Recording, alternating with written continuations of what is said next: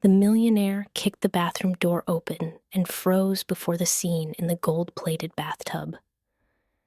His mute son had a cheap plastic bucket on his head. The waitress, soaked, was splashing water on the young master's face. "What kind of clown show is this? Get out of here!" he roared, throwing her belongings onto the street, thinking he was upholding his son's dignity. But only 3 days later, he fell to his knees in front of the camera screen, watching that soulless child scratch at his own throat and scream a name in despair. Why did a plastic bucket achieve what a fortune could not buy? The story begins right now. We are losing $5 million per minute, Mr. Rivera. The desperate cry of the financial director tore through the cold, tense atmosphere of the high-level meeting room in the Santa Fe district. On the giant screen, red graphics plummeted like arrows out of control.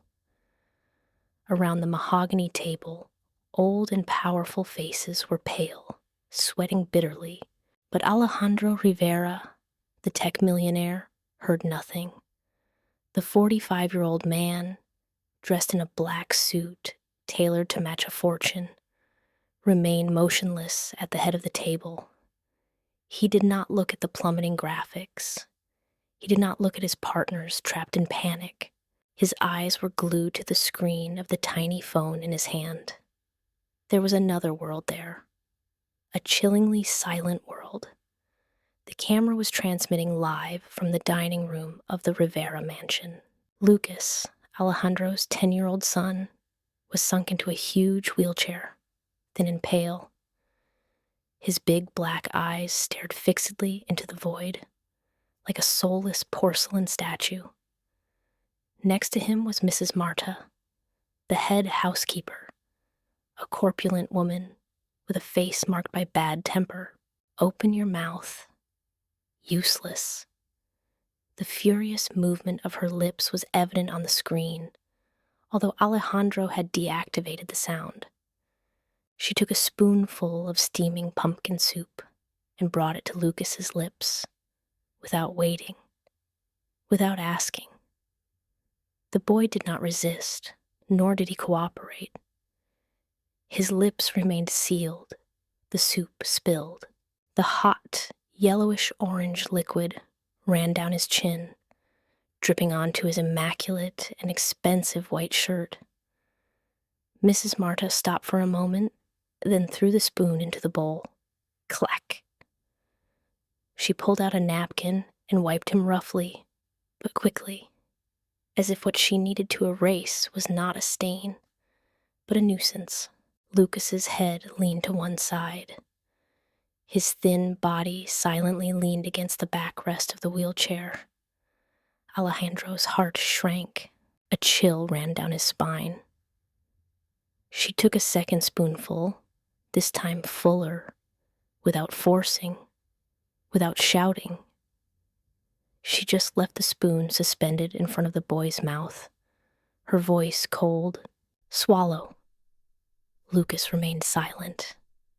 The spoon stayed there, like an order that didn't need physical contact, but was heavy enough to suffocate the room. Clack! Clack! The sound of metal hitting tooth enamel seemed to resonate from the phone screen. Alejandro shuddered. Suddenly, Lucas had a spasm. The boy's arm rose by reflex. Whack! The little hand lightly hit the old housekeeper's wrist. The porcelain bowl flew off the table. Crash! Fragments of porcelain scattered over the marble floor. The hot soup splashed Lucas and stained the front of the woman's uniform. Mrs. Marta jumped up, her face red and deformed by anger. She raised her hand high. A strong blow landed directly on Lucas's cheek. The boy's head turned abruptly to one side. In the meeting room, Alejandro stood up suddenly. Bam! The expensive leather chair was pushed back, hitting the floor with a shrill sound that silenced the entire room. Mr. Rivera, the financial director, was astonished. "Where are you going?" "The agreement." "Get out!" Alejandro roared. His voice resounded like thunder. He threw the phone onto the glass table and shot out of the room like a mad beast, leaving behind millions of evaporating dollars and astonished looks. He ran. The long corridor connecting the office area to the mansion's residence seemed endless. His breathing was interrupted. His heart beat hard in his chest, as if it wanted to break his rib cage and jump out. The double doors of the dining room appeared before his eyes. Bam! Alejandro kicked the door open. The scene before his eyes left him frozen. Mrs. Marta was leaning over, clutching a dirty rag, pressing Lucas's face against the table. "You've dirtied the floor that I just scrubbed. Useless garbage. You only know how to make others suffer. Take your hands off him."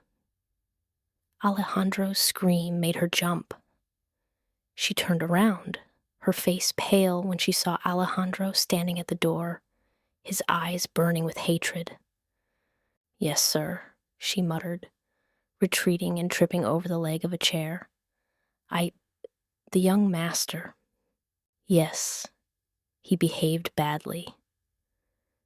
Alejandro moved forward, each step hitting the floor like a hammer. He grabbed her by the collar of her shirt and lifted the corpulent woman as if she were a bag of light trash. "Who gave you permission to touch my son?" He wheezed between his teeth, his voice full of threat. I'm sorry." She was crying. Tears smeared her thick layer of makeup. "My hand slipped." "Your hand slipped?" Alejandro let out a mocking laugh, a smile more terrifying than a roar. "Out. Immediately. Get out of my sight before I do something I regret." He threw her toward the door.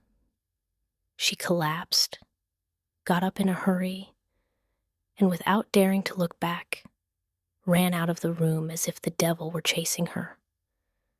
Silence enveloped the room instantly. Only Alejandro's panting and the cold buzz of the air conditioning remained. Alejandro turned around. Lucas was still sitting there. His left cheek was red, bearing the mark of 5 fingers. A trace of orange soup was stuck to his hair. But the boy did not cry. Not a single tear. His black eyes were still wide open, staring at the floor, empty, soulless. Alejandro felt his heart breaking into pieces. He fell to his knees next to the wheelchair. His $1,000 suit got stained in the soup puddle on the floor, but he didn't care. "Lucas." His voice broke, trembling. "Dad is sorry. Dad arrived too late. Does it hurt?" He extended his hand to touch his son's cheek, but Lucas flinched. A very slight retreat, but enough to cut the father's heart like a deep wound. Alejandro withdrew his hand. He followed his son's gaze. Lucas looked at his right hand. The boy's hand was tightly clenched in a fist. Drip, drip, drops of bright red liquid fell onto the white tiles. Alejandro, terrified, quickly grabbed his son's wrist. "Lucas, what do you have there? Let go. Let it go for Dad." The little hand squeezed tightly. The blue veins protruded from the back of the bony hand. The boy was using all his strength to cling to that object, as if it were the only thing he had to protect himself. Alejandro had to use force to pry open each of his son's fingers. Clink. A sharp piece of ceramic fell to the ground. Its edge was dyed red. Lucas's palm had a deep cut. The flesh was exposed. The red liquid welled up in bubbles, but Lucas's face did not change expression. The boy looked at his wound and then looked up at Alejandro. That look did not contain pain. That look was empty to the extreme. Alejandro was paralyzed. A current of cold air ran through his spine, colder than the coldest winter. The boy was not only mute, he was emotionally paralyzed. Alejandro quickly took the silk handkerchief out of his jacket pocket and tightly wrapped his son's bloody hand. The red liquid soaked the immaculate white fabric. He hugged his son against his chest, holding him tightly, as if he were afraid the boy would vanish. "He is disappearing, Margaret," whispered Alejandro, hot tears rolling down his cheeks and falling onto his son's stained hair. "The boy is leaving me, just like you." In the huge, magnificent, and cold dining room of the Rivera mansion, father and son sat there, the most powerful father in Mexico City, hugging his disabled son in the middle of a soup puddle, desperate, lonely. Alejandro looked up and stared directly into the lens of the security camera on the ceiling. The soulless electronic eye flickered with a red light, recording all this helplessness. He released his son. He stood up, dried his tears. The face of suffering disappeared, replaced by the cold cruelty of a cornered alpha wolf. He took out his phone and dialed a number. "Marta," he said with a cold and emotionless voice, calling the human resources manager, not the housekeeper. "Look for someone new, immediately, and call the security team to remove that woman." He looked at Lucas, and then he looked around the huge house that looked like a cage. "I want to install more cameras in every corner. I want to see everything, every breath, every heartbeat." He hung up. Darkness gradually covered the room. The real war had just begun. Swish, the sound of a large format architectural plan spreading over the surface of the bright black ebony desk. Alejandro's office was on the top floor of the mansion, surrounded by tempered glass, with views of the exuberant Lomas de Chapultepec gardens. The air here was more suffocating than a catacomb, reflecting one of those millionaire stories where loneliness reigns despite material abundance. Alejandro was there, hands resting on the edge of the table, eyes glued to the detailed plan of the house. Next to him was Marta, the human resources manager, a 50-year-old woman wearing a completely black uniform buttoned up to her chin. Her hair was gathered in a high bun, stretching the skin of her head so tight that not a single hair dared to leave its place. Her face was severe, austere, with thin lips always pressed in a straight line. She stood motionless, like a stone statue guarding a mausoleum. "This is option A, sir." Marta's voice rang out, monotonous, emotionless. She pointed with a long, thin finger, nails perfectly manicured, to the red dots on the plan.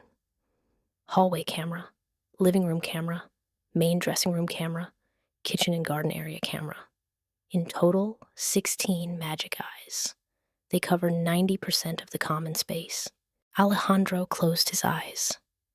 He took a red pen. "It's not enough." He drew a big circle in Lucas's bedroom area. "I want it here too. 3. One pointing directly to the bed, one in the corner of the desk, and one in the bathroom." Marta's eyebrows rose slightly. "Sir," she said, her voice slightly lower, "young Master Lucas is 10 years old. Putting a camera in the bathroom, it could violate a child's minimum privacy. He could feel controlled. Controlled? Alejandro raised his head. His gaze was sharp as a knife, piercing directly into Marta's eyes. Do you speak of privacy? Did you see the cut in his hand yesterday? Did you see how he remained silent when he was hit in the face? He slammed the pen against the table. Clack! He doesn't need privacy, Marta. He needs security. If I don't see it, bad things will. Understood? Marta lowered her head. Her gaze quickly crossed the plan, hiding a complex look. I understand, sir. I will have them installed immediately. The system will be connected directly to my tablet so I can supervise the staff 24/7. Good. Alejandro gestured with his hand. Get out. Marta bowed, turned around, and left. The sound of her heels hitting the wooden floor was rhythmic and cold. The heavy oak door closed. Clack! As soon as Marta's shadow disappeared behind the door, Alejandro exhaled. His shoulders relaxed. He didn't trust her.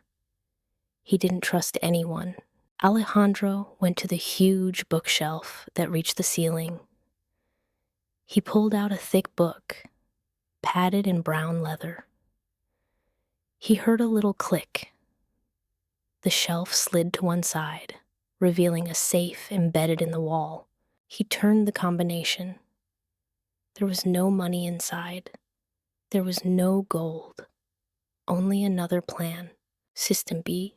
This was the true masterpiece of paranoia and blind love.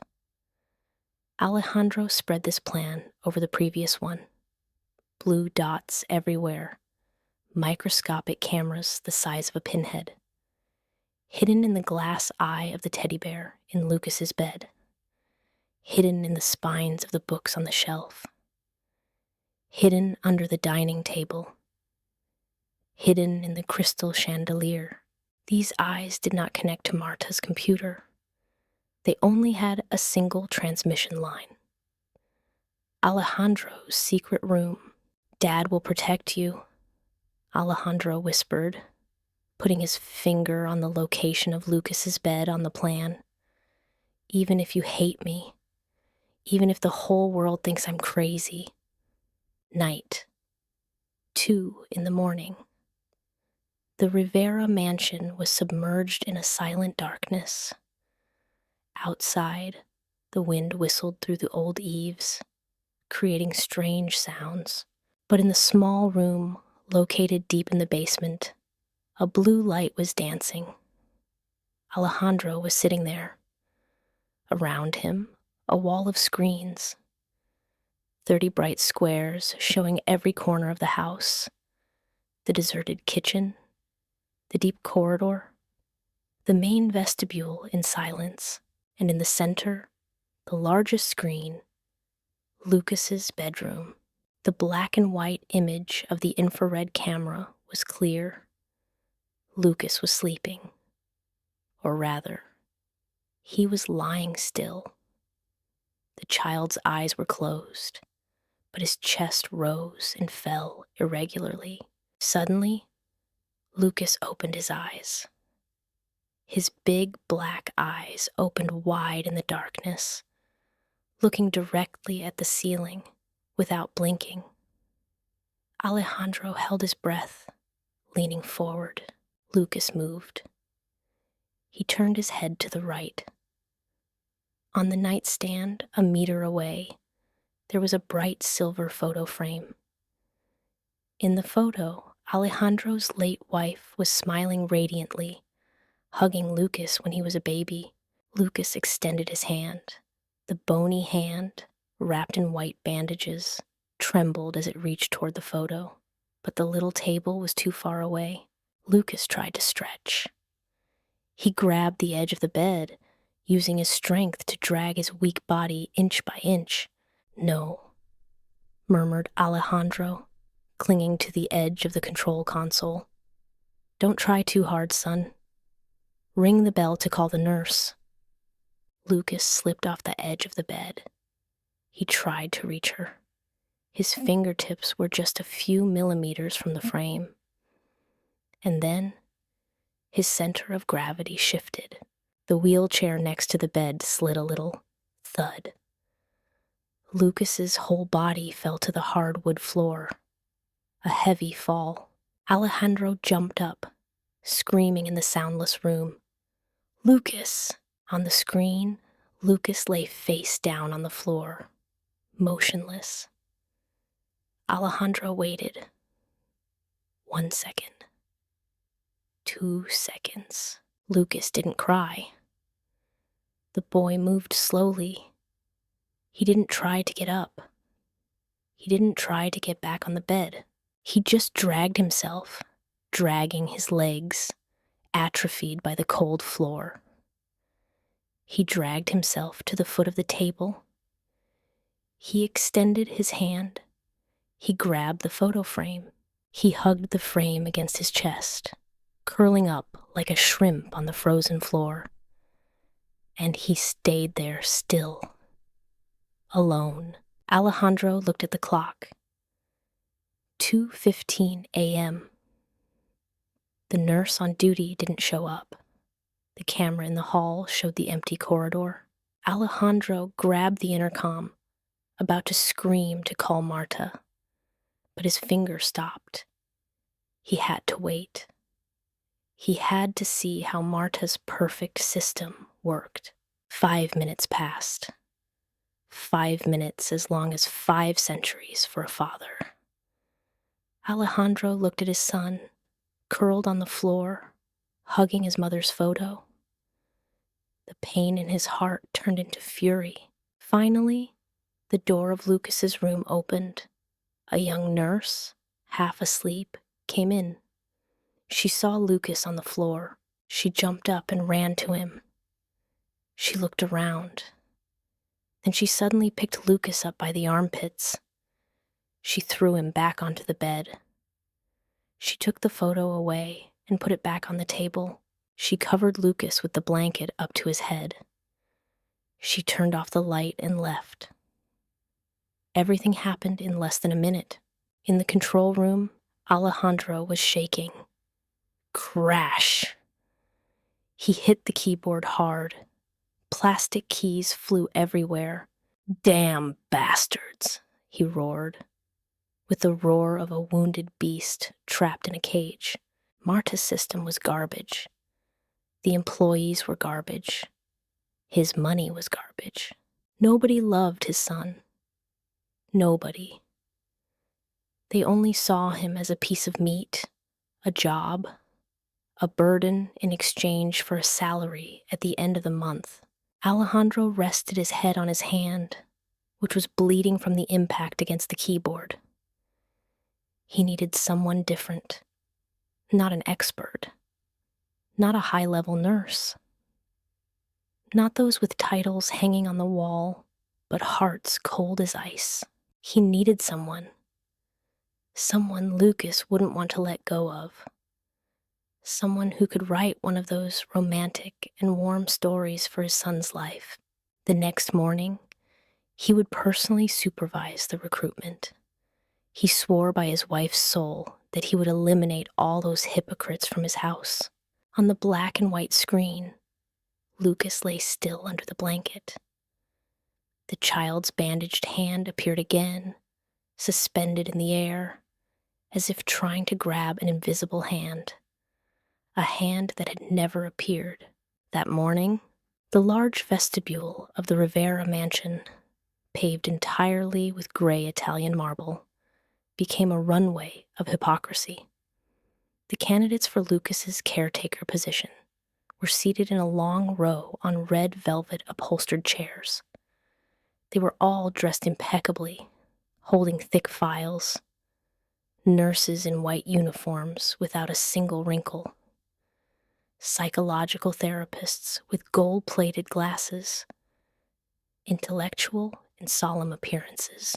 Marta was sitting behind a long table in the center of the vestibule. She looked like a queen selecting servants. casting a sly look at each person. Alejandro was on the second floor, leaning on the railing of the corridor, looking down. He wanted to observe this human market from above. He wanted to see their true faces when they thought the owner was not present. Lucas was sitting in his wheelchair in a dark corner of the vestibule, near a huge ornamental palm tree. The child had been abandoned there like a forgotten ornament, while those who came to take care of him were busy fixing their hair and rehearsing industrial smiles. Next, Marta's voice resounded, cold and high, echoing in the great space. A young woman, heavily made up, took a step forward. "Ma'am, I have a master's degree in child psychology from the National University of Mexico. My thesis on psychological trauma has been—" "Do you have a boyfriend?" Marta interrupted, her eyes still glued to her nails. The girl was stunned. Her smile froze. Yes. But what does that have to do with it?" "Discarded." Marta waved her hand as if she were scaring away a fly. "You will be busy sending messages to your lover instead of watching the young master. Out." The girl blushed with shame, hurriedly picked up her documents, and left amidst the laughter of others. Next, a middle-aged woman with a stout body took the lead. "I am a head pediatric nurse with 15 years of experience." "You are too old," Marta cut in mercilessly. "The young master needs someone agile to hold him when he falls, not an old woman who needs to be held herself." Discarded. Next, Alejandro closed his eyes. Marta was not looking for the best. She was looking for the most harmless. The competent people with personality were being eliminated by her from the start. She wanted to maintain her monopoly in this house. At that moment, creak. The heavy oak door of the mansion opened with difficulty. A figure sneaked inside, without a suit, without a nurse's uniform. A young, thin girl with her hair gathered in a messy ponytail. She was wearing a faded t-shirt with the logo of an out-of-fashion rock band, and over that, an apron stained with white coffee and flour. Jeans torn at the knees, not for fashion, but from wear. Isabela, a kitchen assistant, 24 years old, was breathing with difficulty, her forehead sweaty. She had run from the bus stop 2 kilometers away.